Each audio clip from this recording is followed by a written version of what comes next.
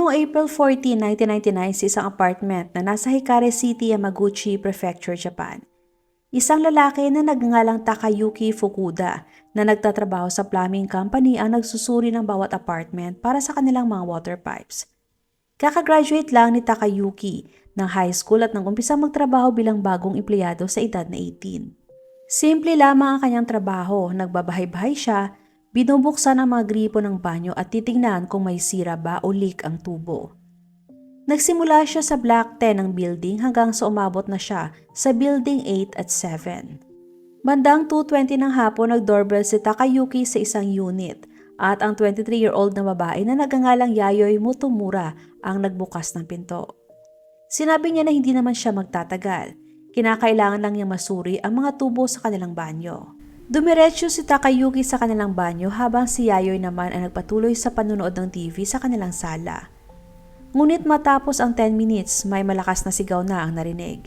Yun pala ay sinunggaban na ni Takayuki si Yayoi sa likod. Sabay tulak sa babae sa sahig.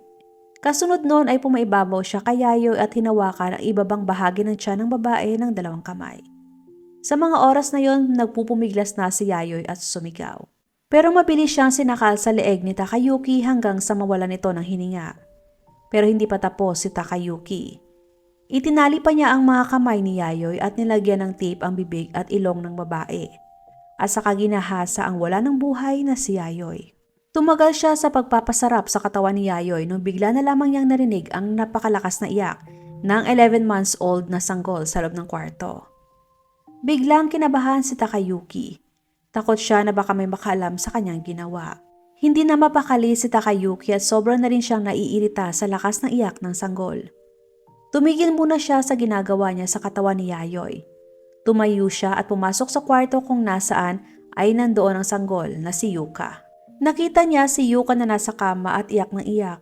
Bigla na lamang niyang kinarga si Yuka sabay bagsak ng malakas sa sahig at saka sinakalito gamit ang pulang ribbon. Kasunod noon ay ipinasok niya sa laundry bag si Yuka at hinila din niya ang katawan ni Yayoi. Ang mag-ina ipinasok niya sa kanilang aparador at isinara. Nilibot pa niya ang buong bahay at hinanap ang wallet ni Yayoi bago tuluyang lumabas ng apartment. Kinahapunan nung umuwi na galing sa trabaho ang mister ni Yayoi na si Hiroshi, hinanap niya ang kanyang mag-ina at sobrang gulat niya nung nakita niya na nasa loob sila ng aparador. Natulala si Hiroshi at hindi niya maipaliwanag ang kanyang nararamdaman ng mga oras na yon. Pero mabuti na lamang at mabilis na nalaman ng mga pulis kung sino ang suspect. Nagtago si Takayuki kaya nahirapan din ang mga pulis na mahanap siya. Noong April 18, 2000 makalipas ang sobrang isang taon, si Takayuki ay nahuli na ng mga pulis. Inamin niya ang lahat ng kasong ipinataw sa kanya maliban na lamang sa kasong intentional murder. Dahil ayon sa kanya ay wala siyang intensyon na pumatay. Pero bakit kaya siya pumatay? Ayon sa kanya yun ang unang beses na nakita niya si Yayoi nung araw na yon. Saad niya na sobrang kamukhado ito ng kanyang yumaong ina kaya bigla na lamang niya itong niyakap. Pero dahil sumigaw daw si Yayoi kaya niya pinatay ang babae. Pero bakit pati si Yuka ay idinamay niya?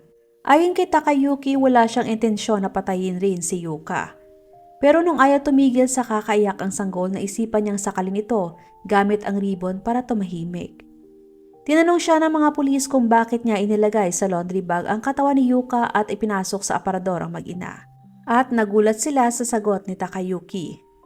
Ayon sa kanya ang buong akala niya ay tutulungan siya ni Doraemon. Ginulat ni Takayuki ang buong Japan sa kanyang sagot. Lumalabas na siya ay malaking fan ng Doraemon. Katunayan hindi lang siya fan ni Doraemon. Naniniwala din siya na totoong nag-i-exist o buhay si Doraemon. Sa manga, ang kwarto ni Doraemon ay nasa loob ng aparador. Kaya sa kanyang paniniwala, kung ilalagay niya ang katawan ng mag-ina sa aparador, darating si Doraemon para iligtas sila. May pantasya din si Takayuki sa reincarnation dahil mahilig siya magbasa ng mga fantasy novel. Paliwanag niya na ayon sa kanyang nabasa, ang sperm ng lalaki ay makakatulong para muling buhayin ang mga tao. Kaya sa paniniwala niya, kung kaya niyang buhayin muli si Yayoi, kaya din niya na buhayin muli si Yuka. Naniniwala siya na sinusubukan niyang iligtas ang mga tao sa pamamagitan ng kanyang mga ginawa. Kaya para sa kanya ay hindi pagpatay yun o murder, kundi hindi sinasadyang manslaughter. Napakalinaw na wala sa tamang katinuan si Takayuki. Pero wala namang nakitang mga senyales na meron siyang problema sa pag-iisip bago ang nangyaring krimen. Ngunit ano nga ba ang nakaraan ni Takayuki? Hindi naging maganda ang pagkabata ni Takayuki. Ang kanyang ama ay lasinggero at sugarol. At madalas din siyang sinasaktan ng kanyang ama pati ang kanyang ina. Elementary pa lang si Takayuki, minsan ay binibitin na siyang patiwarik ng kanyang ama. Pagtungtong niya sa middle school, hindi na kinaya ng kanyang ina ang pananakit ng kanyang ama kaya nagdesisyon na ito na magpakamatay. Yun ang maaring nag-iwan ng malaking trauma kay Takayuki. Habang nagbibinata na si Takayuki ay nagsimula ng ma-attract sa mga babae. Pero hindi dahil sa naghahanap siya ng pagmamahal, kundi dahil lamang sa sexual na pagnanasa. Naging obsessed siya sa lahat ng klase ng pamamaraan o klase ng sex. Pagka-graduate niya ng high school, agad na nakapagtrabaho si Takayuki pero hindi siya naging masipag na empleyado. Sa oras ng krimen, 10 araw pa lang siya nagsimulang magtrabaho at 3 beses na siyang umabsent sa loob ng 10 araw na yon. Kalaunan ay nalaman hindi pala siya pumasok sa trabaho nung araw na nangyaring krimen. Nagpanggap lamang siya na nandoon siya para inspeksyonin ang mga tubo ng bawat apartment. Pero ang katotohanan, kaya siya nagbabahay-bahay dahil naghahanap na siya ng mabibiktima. Pagkatapos ng ginawang krimen, sinubukan pa niyang itago ang kahit anong ebidensya na mayroong fingerprints niya. Parang mahirap paniwalaan ng isang taong nagbabanggit ng Doraemon ay magkakaroon ng masusing plano. Kahit na naaresto na, si Takayuki ay patuloy pa rin sa pagpapakita ng kakaibang ugali. Nakatanggap din ang mister ni Yayoy ng sulat mula kay Takayuki. Hindi nakitaan ng pagsisisi ang nilalaman ng kanyang sulat.